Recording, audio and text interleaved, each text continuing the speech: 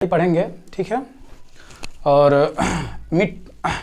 भारत में पाई जाने वाली मिट्टियाँ भारत में कितने प्रकार की पाई जाती है, कहाँ पाई जाती है, मिट्टी में क्या पाया जाता है, काहे काजू उसी वाले क्षेत्र में होता है, असम में काहे चाय उत्पादन ज़्यादा होता है, काहे नहीं उत्तर प्रदेश में हो जाता है। सब मिट्टी का कमाल है।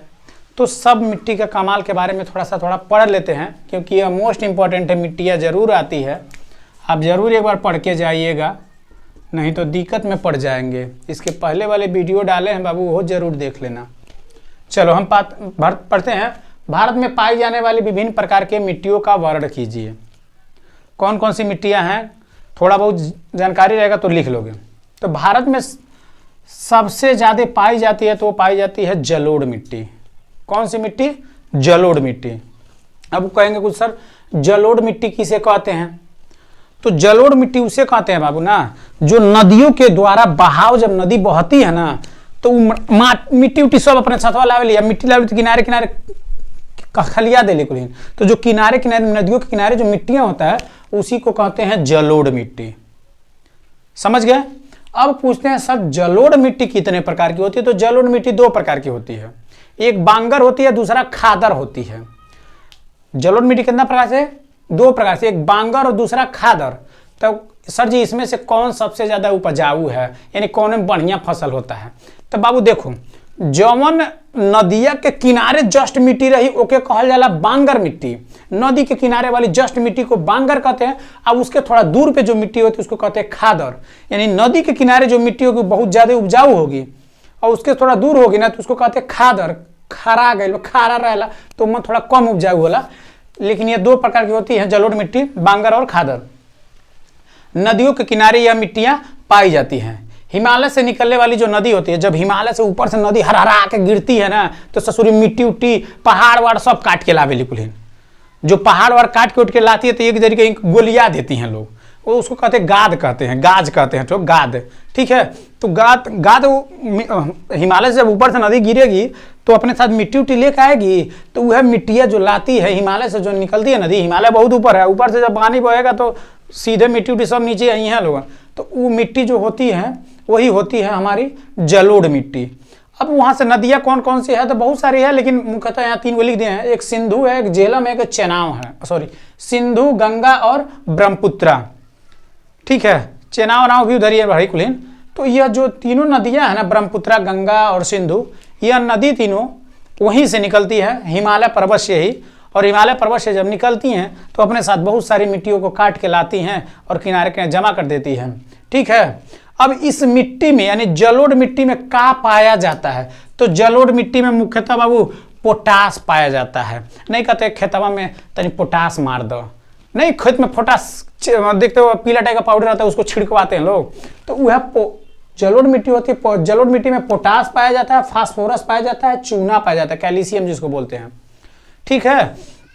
तो बाबू यह जब देख लेना ना, कभी पैकेट आएगा ना खेत में छिड़कने के लिए तो ऊपर देखना ये सब ये में से लिखल हो कोनो पोटास, कैल्शियम, चूना, ठीक है, यह लिखा होगा उस पर, ठीक है। पढ़ना एक बार आगे, जब भी खाद छिड़कने जाना तो पढ़ना पैकेट फाड़ने से पहले, ठीक है। तो इसमें यह मात्रा सर्वाधिक पाई जाती है। बाबू क्वेश्चन बना था जलोढ़ मिट्टी में क्या क्या पाया जाता है? तो पोटास, फास्फोरस, चूना, ये याद रखना, नहीं तो बहुविकल्पी में बनेगा तो साफ हो जाओगे, ठीक है। तो अब यह जो मिट्टी होती है जलोढ़ मिट्टी, इसमें क्या चीज ज्यादा उत्पन्न होता है? बाबू ते सोचो, गंगा नदी कहाँ से बहेला? तो गंगा नदी हिमालय से निकली, हिमालय से निकलने के बाद तो फिर उत्तराखंड में आए, उत्तराखंड से उत्तर प्रदेश में, और उत्तर प्रदेश में आए तो बिहार में गई, बिहार से पश्चिम बंगाल में गई। बाबू यह क्षेत्र को घूमते हुए आता है ना, तो इस वाले क्षेत्र में, ये वाले पार्ट में सोचो क्या हम लोग उत्तर प्रदेश में क्या बोते हैं ज्यादा? तो कहोगे सर हम लोग ज्यादातर गन्ना, चावल, गेहूं बोते हैं। हाँ सही बोते हैं, क्योंकि गन्ना, चावल, गेहूं ये सब जलोढ़ मिट्टी में हो पाएगा, और मिट्टी में, हे मिट्टी में नहीं हो पाएगा, काली वाली मिट्टी में। तो पूछ लिया था कि गन्ना सर्वाधिक उत्पादन किस क्षेत्र में होता है? तो कर्नाटक में चला जाएगा। सोच रहा उधर है रे नदी, उधर मत जाना कभी भुला के। गंगा नदी जब बहुत ही अपने उत्तर प्रदेश तक जाहिर सी बात, उत्तर प्रदेश में सर्वाधिक गन्ना उत्पादन होगा। बिहार में बा, लेकिन भारत का क्षेत्रफल, सॉरी उत्तर प्रदेश का क्षेत्रफल बड़ा है ना, तो उत्तर प्रदेश में ज्यादा गन्ना उत्पादन कर देते हैं लोग, ठीक है। देखो गेहूं चावल भी हम लोग के यहाँ बहुत अच्छे से होता है उत्तर प्रदेश में। तो इसीलिए अगर पूछेगा गेहूं चावल किस मिट्टी में होता है तो जलोढ़ मिट्टी में होता है, कहीं और मत भटकना, क्योंकि ये उत्तर प्रदेश में रहता है। यह मिट्टी उत्तर प्रदेश, बिहार, पश्चिम बंगाल वाले क्षेत्र में पाया जाता है, क्योंकि यहाँ की नदियों का स्रोत ज़्यादा होता है। पश्चिम बंगाल में हराराक होता है। ठीक है, उम्मीद करते हैं जलोढ़ मिट्टी थोड़ा समझ में आ गया होगा। समझ में आ गया ना बाबू। अब होता है काली मिट्टी किसे कहते हैं। अब देखना बाबू, काली मिट्टी का मतलब जौने माटी के रंग, जौने मिट्टी के रंग करिया होता है वही के काली मिट्टी कहते हैं। ठीक, मिट्टी का रंग कैसा होगा? काला होगा। इसी मिट्टी का एक नाम और है, एग्जाम में ससुरा आ गया था कि रेंगून मिट्टी किसे कहते हैं। तो रेंगून मिट्टी किसे कहते हैं? तो कालिया मिट्टी को रेंगून मिट्टी भी कहते हैं बाबू, याद रहे, नहीं तो भुला जाएगा तो साफ हो जाएगा। रेंगून मिट्टी किसे कहते हैं? काली मिट्टी को। और काली मिट्टी में सबसे ज्यादा क्या होता है? यहाँ तक गन्ना गेहूं चावल होता है, तो इसमें क्या होता है? तो इसमें कपास होता है। मोस्ट इंपॉर्टेंट क्वेश्चन है, पूछा था कपास का सर्वाधिक उत्पादन किस मिट्टी से होता है? तो काली मिट्टी से होता है। ठीक है, या ऑप्शन में भी था कि कपास का सर्वाधिक उत्पादन किससे होता है, तो कपास से काली मिट्टी ना देकर रेंगून मिट्टी लिख दिया था। लड़का गया फंस, कहा ये सोच रहे रेंगून मिट्टी, हम तो जानबे ना करते। तो बाबू रेंगून मिट्टी भी काली मिट्टी को ही कहते हैं, और इसमें सर्वाधिक होता है कपास का उत्पादन। अब कौन को कपास कोने के कहल जाला, तो जो पहले बड़ी ने कपड़ा उपड़ा ये कपास से ही बनता है, उसी को कपास कहते हैं। ठीक है, अब बाबू यह कहाँ पाया जाता है? तो उत्तर पश्चिम वाले भाग में पाया जाता है। जब भारत का नक्शा आप लोग जनरली जब बनाएंगे ऐसे करके, तो इधर उत्तर होता है, यह पूर्व होता है, यह पश्चिम होता है। तो इस वाले जो प्रांत में है ना, इस वाले प्रांत में यहाँ पे यह मिट्टी पाई जाती है। कौन मिट्टी? रेंगून मिट्टी या काली मिट्टी। ठीक है, यह पाया जाता है मध्य प्रदेश, सॉरी यह में महाराष्ट्र में पाया जाता है, छत्तीसगढ़ में पाया जाता है, और पठार वाले क्षेत्र। अब कौन कहें सर जी पठार कौन कहल जाला? तो जब पठार जो जमीन है ना बराबर, वही के पठार कहल जाला। ठीक है, और गुजरात में पाया जाता है बाबू, याद रहे गुजरात। यह थोड़ा बहुविकल्पी में मारा गया था कि कपास का उत्पादन किस राज्य में होता है। तो यह तो रट ही लेना कि महाराष्ट्र में कपड़ा वपड़ा ज्यादा बनता है, ये भी तुम भी लोग जानते हो। गुजरात में जानते हो कपड़े का गढ़ है सूरत उरत। तो गुजरात और महाराष्ट्र ये दोनों रट के रखना कि यहाँ पे काली मिट्टी ज्यादा होती है। कहोगे सर कहाँ है काली मिट्टी इधर ये ज्यादा होती है, पूछ सकते हो ना। तो बाबू ये जब हम लोग पढ़ेंगे भूगोल ना, तो भूगोल में जो भारत का नीचे पृथ्वी दो भागों में जब बटी थी, पृथ्वी जब दो भागों में बटी थी ना, तो उसमें से जो नीचे वाला भाग जब आके टकराया था भारत से टकराया था, तो वहां पे बहुत तेज भूकंप आया था, जिसकी वजह से भूकंप नहीं ज्वालामुखी आया था, जिसके कारण काली मिट्टी नीचे से निकली थी। ठीक है, अरे दो भाग वही था, एक गोंडवाना लैंड था, एक अंगारा लैंड था। ऊपर वाले को गोंडवाना लैंड और ऊपर वाले का अंगारा, नीचे वाले गोंडवाना लैंड का, दोनों जब टकराया ना तो बहुत तेज ज्वालामुखी फटा, तो वहां पे काली मिट्टी ज्यादा निकला था। ठीक है, उसके बाद इसमें का पाया जाता है? तो CaCO3। अब Ca मतलब क्या होता है? तो Ca मतलब होता है कैल्शियम कार्बोनेट। Ca मतलब होता है कैल्शियम, C मतलब होता है कार्बन, और मतलब होता है ऑक्सीजन। तो कैल्शियम कार्बोनेट क्या चीज? काली मिट्टी में पाया जाता है।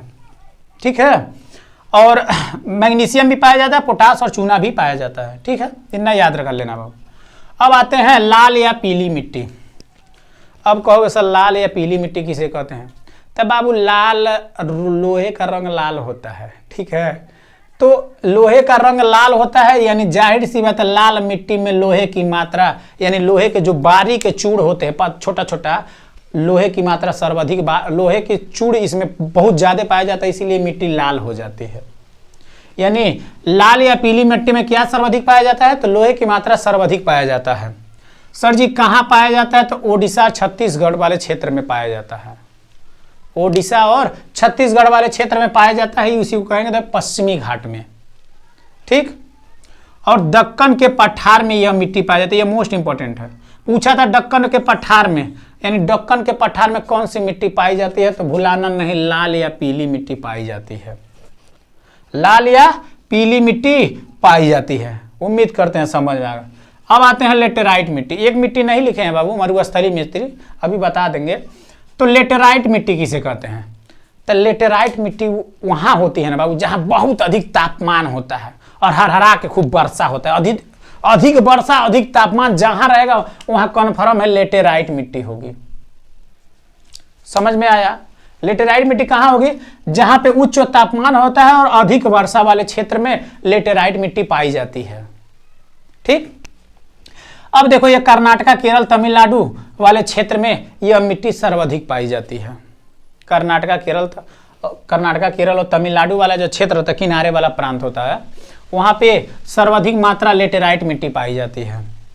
अच्छा, लेटेराइट मिट्टी में किसका उत्पादन सर्वाधिक होता है? तो काजू का उत्पादन होता है। उत्तर प्रदेश में काजू खाए हो, बोए हो काजू? नहीं ना, ये स्पेशली काजू वाला होता है लेटेराइट मिट्टी में। अब पैबे ना करे तो कहाँ से हो, यहाँ तो हमारा नहा ही नहीं रहता है। तो काजू का उत्पादन जो होता है वो लेटेराइट मिट्टी में ही होता है। ठीक है, इसका पीएच मान 4 से 5 होता है। ठीक है, इसका पीएच मान कितना होता है? 4 से 5। और ये सैल चट्टानों के टूटने से बनती है। जब चट्टान टूटता है ना, ऊपर से टूटता है ना, खदर खदर के गिरता है ना, तो लेटेराइट मिट्टी बनती है। ठीक है, यानी सैल चट्टाने टूटने से यह मिट्टी बनता है। यह मिट्टी 2 प्रकार की होती है, एक लाल मिट्टी होती है, एक सफेद मिट्टी होती है। एक लाल मिट्टी होती है, एक सफेद मिट्टी होती है। लाल मिट्टी अधिक उपजाऊ होती है और सफेद मिट्टी कम उपजाऊ होती है। लाल मिट्टी जो होती है अधिक उपजाऊ होती है और सफेद मिट्टी कम उपजाऊ होती है। इसी में चाय की मात्रा अधिक पाया जाता है। यानी चाय कॉफी सुने हो ना, कर्नाटका समझते हो ना, कॉफी का गढ़ है ना, तो यहाँ पे इसीलिए कॉफी का गढ़ है क्योंकि वहाँ पे कौन सी मिट्टी है? लाल मिट्टी। और लाल मिट्टी में चाय और कॉफी की मात्रा अधिक पाई जाती है। खैर असम में भी पाया जाता है, लेकिन कॉफी के लिए माना जाता है कर्नाटक वाला क्षेत्र। ठीक है, अब कुछ है थोड़ा सा बहुविकल्पी है, देख लेना। कहता है सीढ़ीदार खेती किस राज्य में होती है? भारत में सीढ़ीदार खेती, सीढ़ीदार समझते तो ऐसे ऐसे सीढ़ी बना रहता है, ऐसे सीढ़ी बना बना के लोग खेती करते हैं। जाहिर सी बात, वहां जमीन ससुरा ऊंच काबड़ हुई तब वहां सीढ़ी बना के खेती भइल बा। जिस खेत में ढलान एनी ओनी होला वहां सीढ़ीदार ऐसे ऐसे बना देते हैं मेढ़ा। तो जाहिर सी बात है, अब बताओ कहाँ होगा? जहां पर्वत और ज्यादा होगा वहीं पे होगा सीढ़ीदार खेती। आ सीढ़ीदार खेती वही जो होता है यूके यानी उत्तराखंड में। उत्तराखंड में सब पहाड़वत वहां बांटे, उत्तराखंड में हिमालय सब वहां तो बांटना कुछ। तो उत्तराखंड में शिव भगवान जानते हो, उधर वहीं जबाना पर्वत पे। ठीक है, नीलकंठ नाम सुने होंगे। तो उत्तराखंड में सीढ़ीदार खेती होती क्योंकि वहां पे जमीनें समतल नहीं है, इसीलिए वहां सीढ़ीदार खेती होती है। पूछा था सीढ़ीदार खेती किस राज्य में होती है? तो यूके मतलब उत्तराखंड में होती है। ठीक है, पर्वतों पर मृदा अपरदन का कारण बताइए। मृदा अपरदन, अभी पहले वाला वीडियो जस्ट इसके वीडियो डाले हैं। मृदा अपरदन क्या होता है? अपरदन मतलब गलना। तो पर्वतों की जो मिट्टी होती है वो क्यों खदर खदर के गिरती है? तो हिमनद। अब कहें कुल हिम मतलब क्या होता है सर? तो हिम मतलब होता है बर्फ। हिम मतलब क्या होता है? बर्फ। बर्फ का जब टुकड़ा गिरता है ना, तो उसके कारण पर्वत की मिट्टी भी टूट टूट के गिरती है, जिसको मृदा अपरदन कहते हैं। ठीक है, एजेंडा 21 क्या है? मोस्ट इंपॉर्टेंट बहुविकल्पी के लिए एजेंडा 21 क्या है? यह एक घोषणा पत्र था। एजेंडा 21 क्या है? एक घोषणा पत्र था जिसमें जानते हो क्या कहा गया था कि बाबू जो भूस्थली है ना, उसके उर्वरता को बचाने के लिए क्या क्या तरीका करा जाए, यह एजेंडा 21 बनाया गया था। कहाँ बना था? तो ब्राजील देश में बना था। कहाँ बना था? ब्राजील देश में। अब ब्राजील देश के अंदर कौन शहर में? तो रियो डी जेनेरियो में। समझ रहे हो? यह आया था रियो डी जेनेरियो में, एजेंडा 21 हुआ था। ठीक है, तो यह भूमंडल बचाने के कारण, भूमंडल को बचाना कैसे है, इसी के लिए यह मतलब एक सम्मेलन हुआ था। और यह सम्मेलन कहाँ हुआ था? रियो डी जेनेरियो में। रियो डी जेनेरियो का ब्राजील में है। कब हुआ था? तो 1992 में हुआ था। मोस्ट इंपॉर्टेंट ये डेट रख लेना। हाँ, 1992 में यह एजेंडा 21 हुआ था। एजेंडा 21 उम्मीद करते समझ